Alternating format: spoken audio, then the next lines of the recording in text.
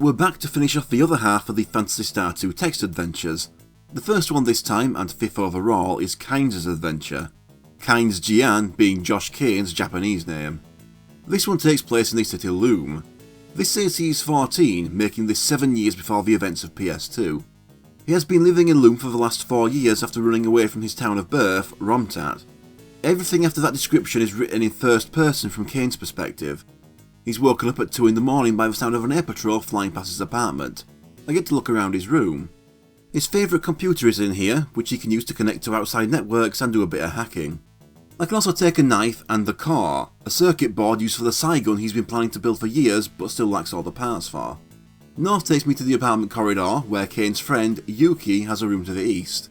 I check on his room to see that Yuki is out for work. He's a computer programmer and is often gone for days at a time. But Kane is expecting him back tonight with the data Kane asked him for. I go north into the lift and take it down to the bottom, then get out at the apartment entrance. South takes me outside and south again to the shopping district. A casino to the west and a diner to the east. Instead I go south, further into the shopping district. A disco to the west and a boutique to the east. South some more to another section of the shopping district. A Chinese restaurant to the west and a bar to the east. They have Chinese food in the Algol system. I thought the Earthmen haven't made direct contact yet and are still hiding behind Mother Brain on the Noah. I can enter the bar, where Kane is known, and go up the stairs. There's a drunk man screaming and I have to take on rat-faced Nazumi. I defeat him in 2 hits and before he runs away, he informs Kane that as long as someone called Melville is around, Kane can't just do whatever he wants. I go talk to the bartender who isn't a fan of Kane fighting in his bar, but he says that his air conditioning is acting up and wants Kane to look at it. He lacks the correct tools though. I next check out the disco.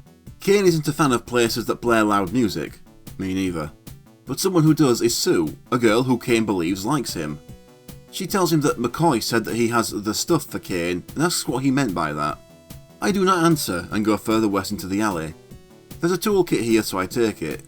With this I go back to the bar and fix the aircon, getting paid 200 meseta from the owner. Kane leaves and the bar explodes behind him. Kane realises he must have messed up the connections in the wiring of the air conditioner. He needs to flee. I move south to the outskirts of the shopping district. The airport is south but closed and McCoy's place is to the east. It's a place where you can work out a deal to get anything, no matter how dangerous or illegal. I go inside and use the 200 meseta I got for screwing up that aircon to buy the stuff from McCoy. It's a gun frame, intended to be used building the Saigon. I next head into the Chinese restaurant, pissing off the host royally. He knows Kane blew up the bar across the street. The owner survived and has reported him to the police, so the host doesn't want Kane anywhere near him. I don't give a shit about what he wants and I go up the stairs to stare at a couple enjoying a meal, Kane recognising the man. He is Chang, someone with a lot of influence in this area. He gives me a coin for visiting the restaurant. I next check out the casino. There's a guy called Randolph here, too into getting his ass kicked by the slot machines to pay me any attention. I give Randolph the coin I got from Chang and he warns Kane that Melville is after him. He also gives me a glow stick. I can go west into another alley, south to the one behind the disco, then south again to an alley behind the restaurant. Then south again takes me to a dead end where there is a manhole. There's no cover so I can go inside. Down in this tunnel, a light reveals that it stretches a long way east. So I go east and then climb up, ending up in a rubbish dump. There just happens to be component parts of the Saigon here. I head west into a park, then west to the park entrance, and west again to return to Kane's apartment.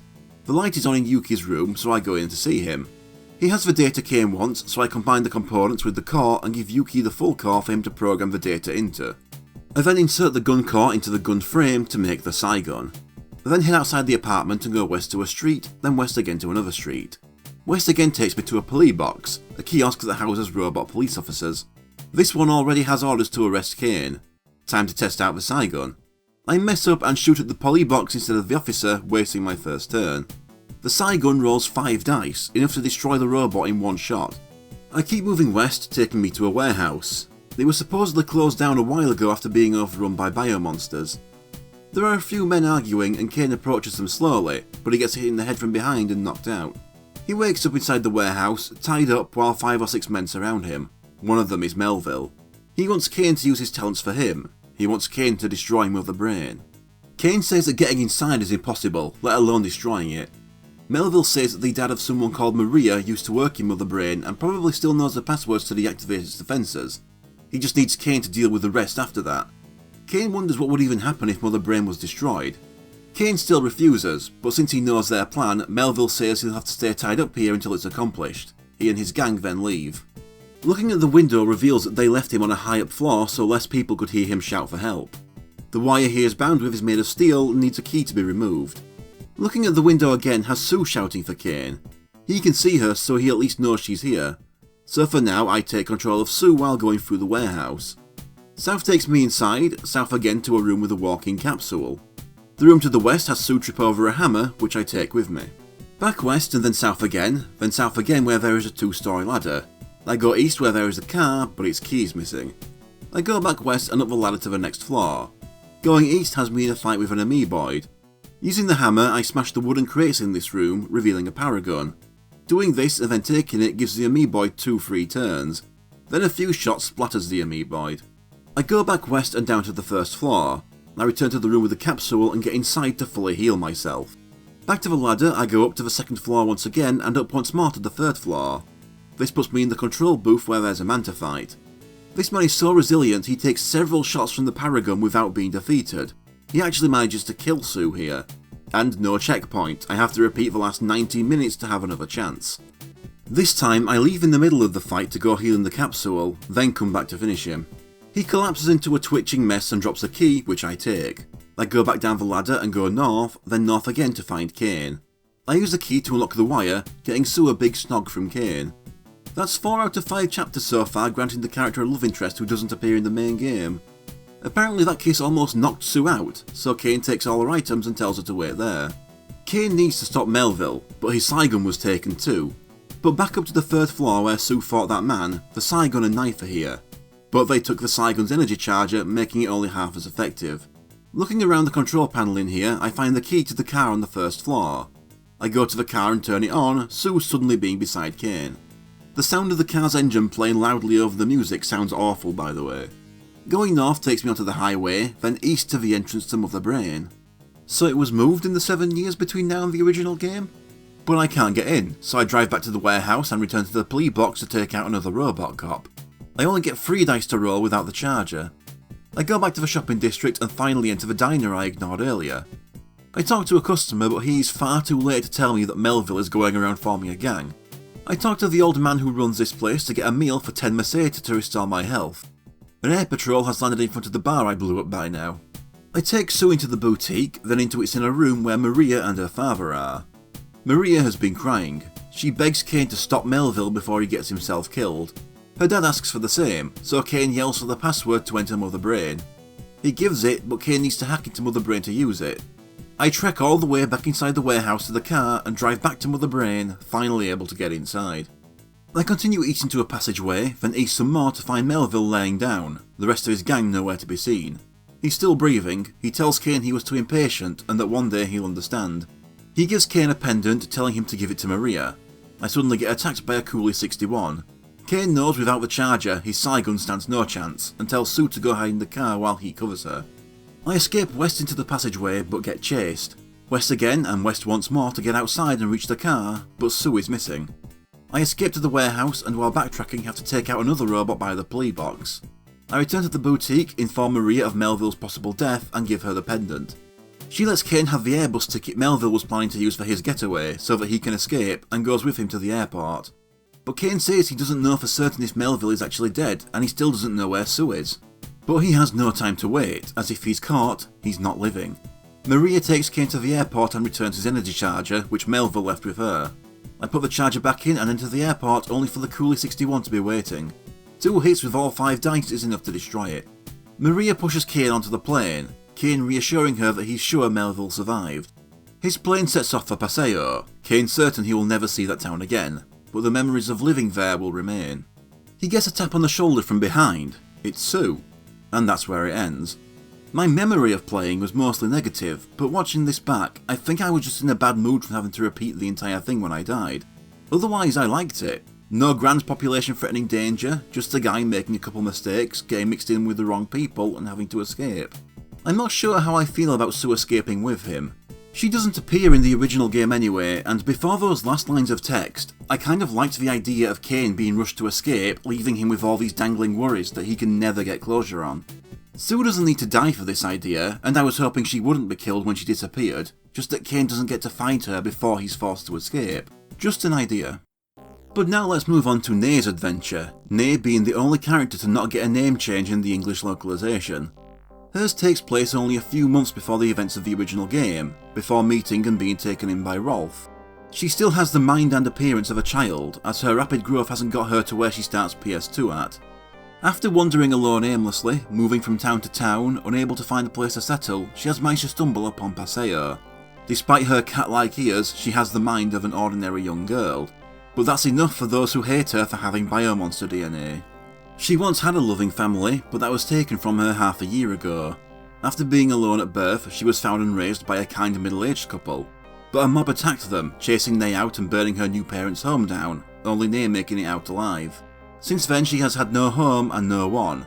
All she has left being the memory of her burning house and the hunter who led the mob, a man with a scar on his cheek. She reaches the gate of Paseo, the gate guard threatening her not to stay around here too long. She can take in the central tower, her parents having told her of its beauty once. I head north to the tree-lined way, passing through rows of houses. Further north along the tree-lined way and north again to reach the Tower Plaza. Nay gets to take in all the average people living their average lives. There's even a statue of the legendary heroes Alice and Meow from Phantasy Star 1. Odin gets forgotten because who gives a shit. Checking out a seemingly normal couple has the woman afraid of Nay and telling the boyfriend to get her away. Even the other people around Nay act differently, not confronting her but barely hiding their disgust. Going west takes me to the crossroads where there is a 3-story building to the south, but back to the Tower Plaza and east takes me to a T-junction. There's a truck in the road blocking the way east, so I go north to a path where there is a mansion at the end. I can't get in, but I can notice that the wall and trees are covered in cat biomonsters. Nay wonders if the owner really likes them or if they've been collected for another purpose. Back to the crossroads and south to the 3-story building, a hospital. A nurse comes out and tells Nay she should leave now or she will be removed if the doctor sees her. Back to the crossroads and north takes me to another path. Here are a bearded man and a hunter chatting while drinking in front of the weapon shop. The bearded man is the owner, while the hunter has a tranquilizer gun he's wanted to try out on a long-eared monster. I go north to enter the shop, only to get shot in the back by the hunter. The hunter is disappointed though. While biomonsters can be sold for a decent price, it seems as if someone like Nay can't even be given away. So while Nay is passed out, he drops her off at the dump. Nay eventually wakes up with a rabid dog staring at her. I take the nearby wooden plank and start swinging. It takes 3 hits to make it run away. Moving south puts me in a vacant lot, where the Clone Labs is. Going south takes me inside it. The man in here has the first reaction to a human biomonster that isn't discussed, but it's still not much better. He wants Nay as a specimen to study. I have Nay leave and then go east, taking me back to the crossroads. I return to the hospital, where the nurse actually takes pity on Nay and treats her, but still can't let her into the hospital to avoid distressing other patients. I return to the Tower Plaza and south to the second tree-lined way area. There's a schoolboy playing on the porch of his home, so I go east to approach him. The kid, named Kid, is not afraid of Nay and plays with her ears.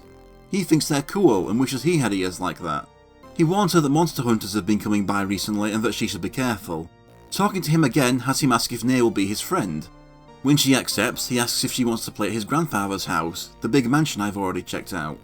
He says his grandfather is really nice and that he'd love Nay. He also gives Nay a pastry.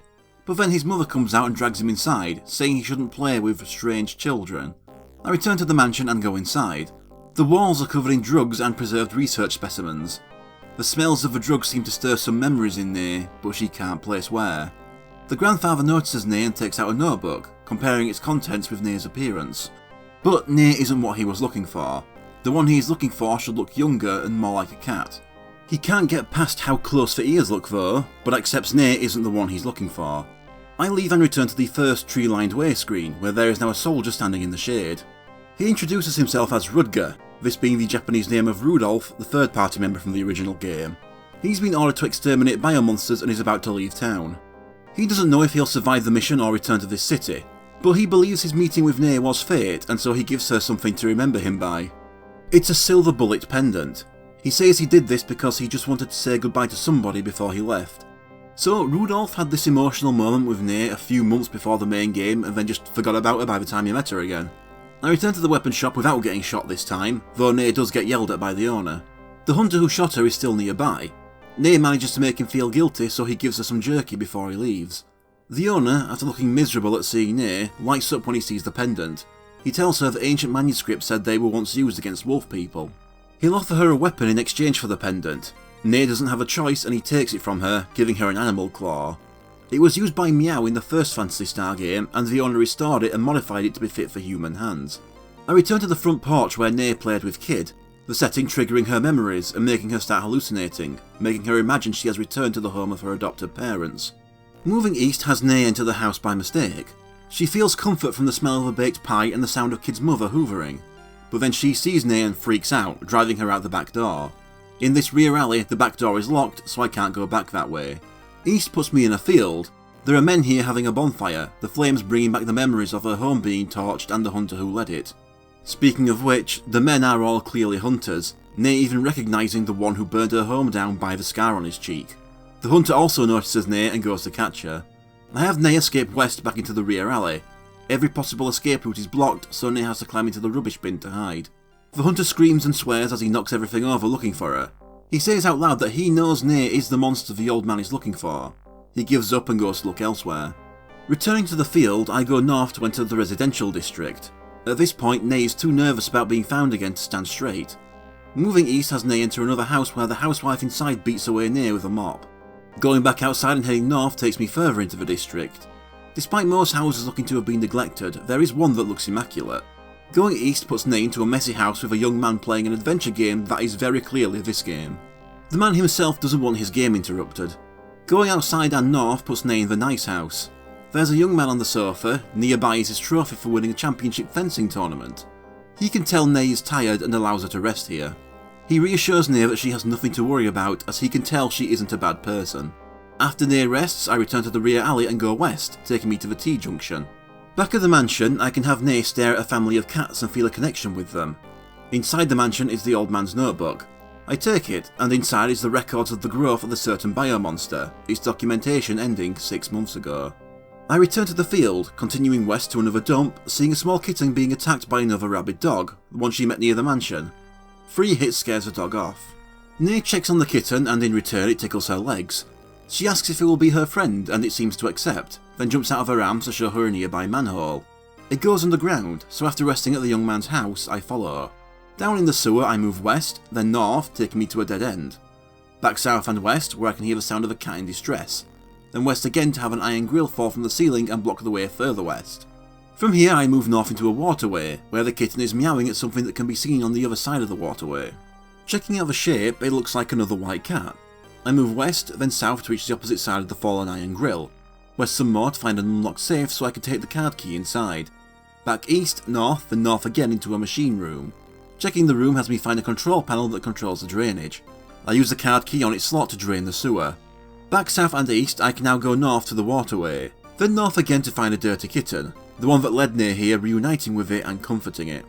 From here I move south, south, west, west and north. Here we're attacked by a giant rat. I get royally screwed by the dice rolls, missing a lot of attacks, so the rat ends up killing me. No checkpoints, even with previous chapters having you respawn at places of rest when available like this one has with the young man's house. There's another 25 minutes to repeat. Knowing the route, I get back here in 12 minutes and don't get fucked by the dice RNG, killing the rat. I continue east to a dead end and look through a hole. The kittens can pass through, but Ney is too big. The cats hiss as it turns out the giant rat survived. It rushes for Ney, but she dodges, the resulting crash crumbling the wall and killing the rat for real. I can now continue east, reaching the bottom of the well. There is ivy here strong enough to use as footholds and the kittens get climbing up it. Using them I can climb out, right into the mansion's back garden. The sounds of the fight can be heard inside. Looking through the window, the old man can be seen lying in a pool of blood, the hunter standing over him. He's tired of being sent to hunt for monsters and is demanding the old man's money. The hunter walks out of Ney's sight. I go inside and see the man's lab in ruins and his safe emptied. The old man is dying, but he recognises Ney, saying that she has already grown up since the last time he saw her. He realises that she is Ney, who he has been looking for a while. Despite his research predicting her rapid aging, he still didn't realise it was her at first. He takes out a small bottle and gives it to Ney. It contains medicine developed by himself and Ney's foster parents, representing the peak of their biomonster research. They were experimenting with combining the genetics of humans and biomonsters. The experiment failed due to an accident, but Ney was still able to be born from it. But the old man considered her a flawed product and tried to kill her, making her parents flee the lab with her. He just couldn't let them get away with it, but only now that he's dying does he realise that hiring the hunter to kill her was a mistake. When he murdered Nay's parents, he didn't realise it, but now that the hunter has killed him too, he has. The only apology he can offer is that the medicine he gave her can be sold for a high price, which he admits is not enough. He then dies. Despite everything he did, Nay can still feel pity for him. Nay realises leaving through the front door would probably get her caught, so I leave through the window to the east. I can take some catnip from here, which affects Nay like it would a normal cat. I go south, then east to the residential district, returning to the young man's house for a rest. I take the medicine all the way to the clone labs.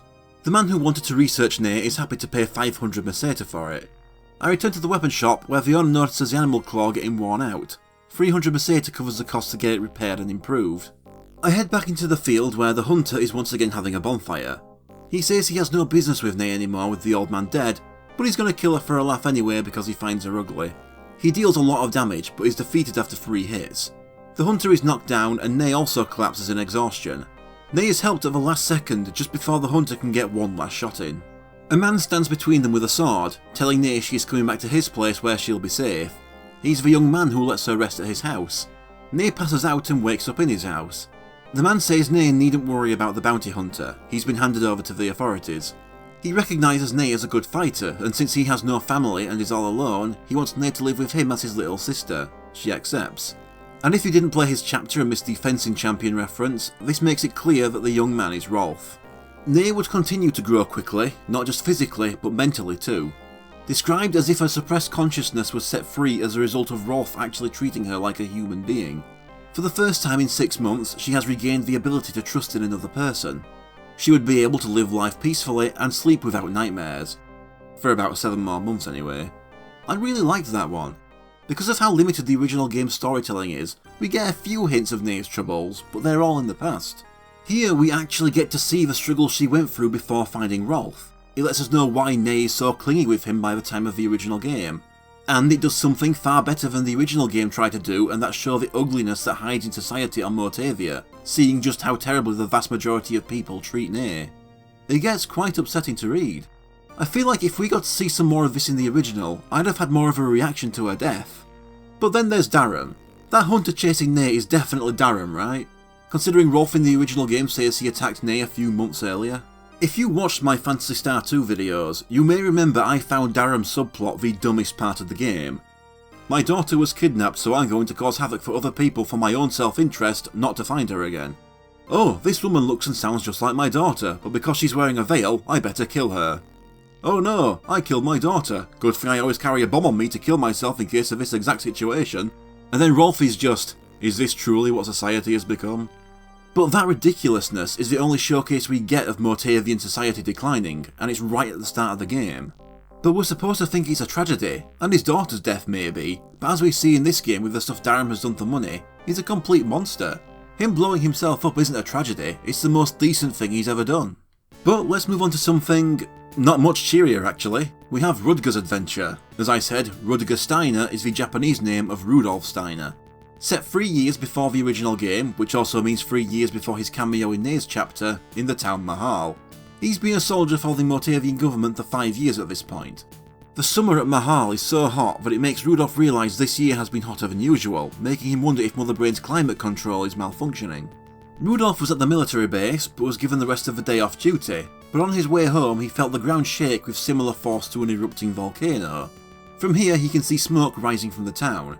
He begins to rush home, worried for his wife and son. From the base, I move north to a road, finding a staff I can take with me. I continue north to reach the crossroads. Moving east into the forest path has Rudolf attacked by a biomonster, a man-eater. The staff isn't the strongest weapon out there, so it takes 3 hits to kill it. From here I go north into the deep woods, where there is a pond, a giant tree, and a canteen lying on the ground that I take. Fill the canteen with water from the pond and then climb the giant tree. I take a rusted knife stuck up here and look inside a hollow to find a net, which I also take. Back to the forest path and east to the town entrance. There's an empty cabin here and a ladder, which I also take. I move further east into town to find that Mahal has been completely destroyed. Rudolf runs to his house to find his wife, Emily, on the ground clutching his son, John. Both are dead. Rudolf breaks down and cries, and eventually buries them. He takes in the damage to the town around him. There's smoke coming out of fissures in the ground. A pumice boulder is in the town from an eruption along with a small hole. I can sharpen the knife against the boulder to make it good as new. I then continue east into the desert road. It was once a grassy field, but is now just sand. Continuing east takes me to the gap in the road, where I'm attacked by a sand shark. Rather than use a weapon, I empty water from my canteen onto it. Contact from the water makes its body swell and rupture, killing it. Going east some more to the end of the road, there is a person lying beside the road, still alive, with a shovel next to him. Rudolph goes to him, but his injuries make him hard to understand. He says that the people of Mahal were consumed by something, repeating something about a mole before his injuries kill him. I take the shovel and get a closer look at the dead man. His right foot had been bitten off. I return to Mahal and use the shovel on the small hole to make it wide enough for Rudolph to fit through. Down the hole, the cavern it leads to is surprisingly large, but it's also unbelievably hot. The path to the east is blocked as the mud that way is boiling, enough to make it bubble and steam. But using the ladder, I can cross. But past the mud pit is darkness. Further east is the end of the tunnel. Using the tree roots in the walls, I can climb out into the forest village. Hidden away, but still devastated and abandoned. There's a 2-storey building to the north and an animal trail leading south, but is impossible to follow. I go north to the building's exterior. Somehow this building survived whatever happened here with no damage. I go inside to find that it's an inn. The innkeeper takes pity on Rudolph and allows him to stay here for free whenever he needs to rest. He also warns that biomonsters are being unusually violent outside of the village. Outside the inn, I go east to find an old cabin, then east again to go inside. It looks to be a shop run by an old Motavian. He's very old and looks to be struggling, so I give him my staff and he gives me a shotgun as thanks. I return to Forest Village and use the knife on the animal trail to make it passable. I continue south, leading into Camper Forest. There's a hammer here, so I take it. Further south puts me in battle with a licker at a campsite. The first shot does a lot of damage, but then the dice RNG fucks me over by making me miss every subsequent shot, so the licker can slowly kill me. The inn isn't a checkpoint like I would have expected, so I have to restart the entire thing. Thankfully it's only 10 minutes I lost this time. Next time I blow it away, finding a cloth sack behind its body. I take it, finding 500 Meseta inside. I go back outside the old cabin and continue north into a dying forest. There's another hole in the ground that looks to have been dug by a giant mole. The trees here are withered due to the intense heat from underground. I keep moving north further into the forest, where I can find and take a harp. I can also use the hammer on a palm tree here to grab a falling nut. I go back south and climb down the hole. There's a sound of running water down here and I move east to a riverbed. I can see a rubber raft here and take it, but I lack an oar, so I move south into a rocky area, getting attacked by a hungry ape. I give it the palm nut to make it leave me alone. Further south takes me to a ferry landing, where the ferryman stands with his hovercraft.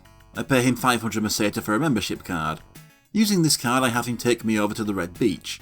There's a palm frond here, so I take it. Going east takes me to the Red Copper Mountain. There's a key here, but my inventory is full, so I move north into a mountain hut. There's a big book here, but first I go into the cellar down the stairs. There's a lamp in here, and I drop the rubber raft, a red herring existing only to waste space, and take it. Back to Red Copper Mountain and south to the mountain road, then south again to enter a cave. The cave is a maze, and I go west, west, south, south, west and north to find a door. I go west to enter it and get attacked by a big slime. It's quite durable, taking 4 shots before dying. There's a rope in here, so I drop the palm frond to make room for it. I return to the Red Copper Mountain and drop the knife to pick up that key. Back to the Red Beach, I go south to a cliff. I tie the rope to a tree to make it possible to climb down the cliff. I go down, stopping in midair near a waterfall where faint echoes can be heard. I shoot at the waterfall, scaring several bats into flying out, teaching me I can get behind it. Behind the waterfall, I continue north to a cave mouth, finding a skeleton with a journal next to it.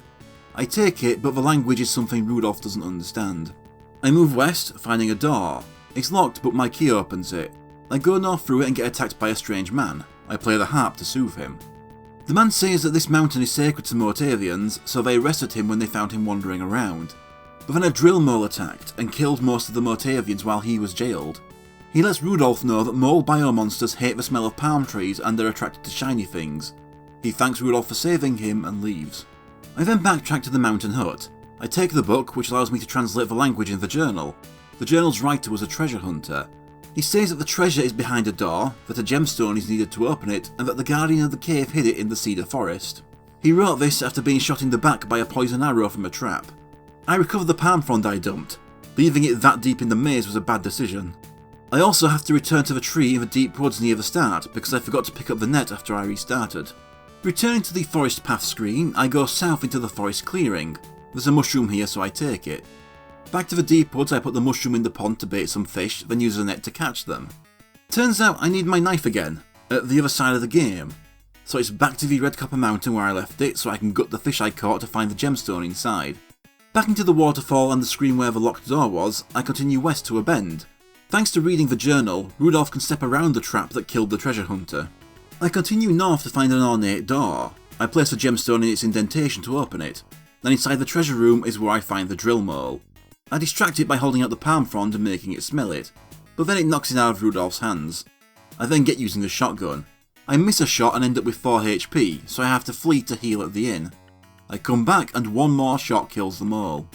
Even after its death, Rudolph continues to shoot its body for what it did to his family. He keeps shooting until there is nothing left, but it doesn't bring back his wife and son. Once the pointlessness of what he just did sinks in, he just stops and stares. But then the entire cavern starts to collapse and he's forced to flee. The sanctuary that the Mortavians had protected for centuries had collapsed, but Rudolph didn't care. Rudolph just held back his emotions and swore to kill all biomonsters. I'm not sure about this one. I felt all the adventure game faffing about actually distracted me from the important events. Having to mess about in the forest before you reach Rudolph's home and all the steps to find the drill mole. I even feel his family's deaths felt a bit rushed as the game has to get continuing right then. I feel Amy's chapter did a better job at showing the terror of living in the world with biomonsters. Still better than Anna's though. That just leaves Shilka's adventure. Shilka Lavinia is Cher Gold's Japanese name. Set in Paseo, 2 years before the events of the main game. Cher stares out the window of her expensive hotel. She got into being a thief after a life of being the daughter of one of Paseo's richest families left her with very little adventure in life. Her current target is a painting on display on the 10th floor of the art gallery next door. A painting of Opa Opa from Fantasy Zone worth tens of millions of Meseta. North to leave Cher's room, then west to the 14th floor. North into the lift and down to the first floor, then out into the lobby. East takes me to the front desk to talk to the woman there to get a credit card for use within the hotel, with the bill being paid when checking out. Back to the lobby and west into the sporting goods shop. Being so rich, Cher can easily afford the expensive hang glider and surfboard. Back up to the 14th floor and west to the emergency exit. West again to the fire escape, where the Kaiser building, Cher's target, can be seen. Owned by Ultima Kaiser and several other businessmen, it's a combined office, hotel, art gallery and more. There will be a lot of security tonight as they are celebrating their 5-year anniversary. I go up the stairs to the roof, where I can get a look in the sky at the not yet obliterated planet Palmer. Up here I use the hang glider to approach the Kaiser building. Looking for a place to land, one of the wings gets caught on a lightning rod and torn. She lands painfully, but at least it was on the Kaiser building roof.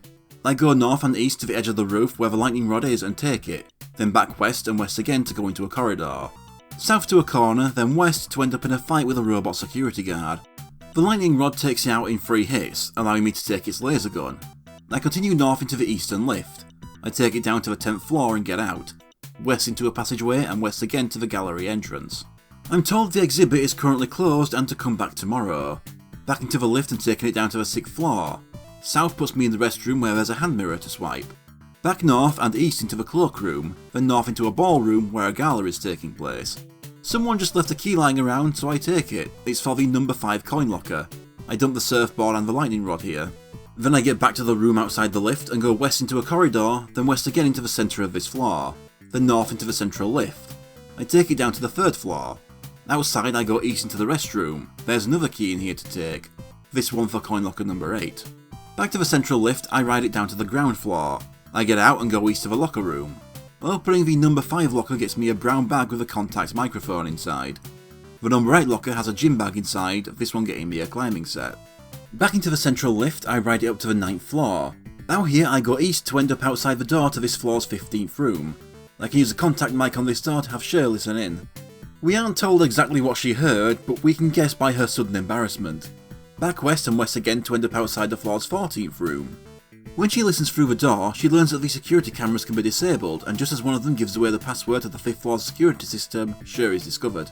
But she manages to hide behind the lift before the door fully opens.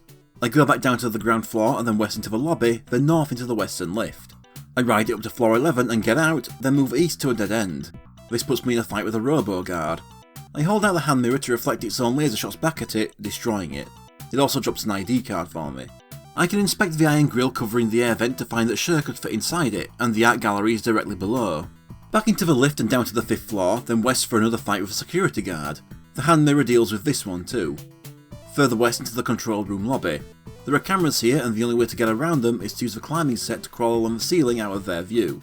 At the control room entrance is a card slot, so I use the ID card on it. I get inside and approach the computer terminal, needing to input the password. Sher hears someone approaching and hides. 2 men come in, tap something into the keyboard and leave. For some reason they turned off the security system. So I go back up to the dead end on the 11th floor, blow open the iron grille with a laser gun and crawl through the vent. Once Sher can see the gallery, we find out why those 2 men turned off security. A team of thieves are also after the painting and are cutting through the gallery shutter. I move south to the end of the air vent and climb down into the gallery. Moving south takes me to the masterpiece collection. I take the Opa Opa painting, setting off an alarm. Not all security was disabled. I head back north and north again to find the shutter.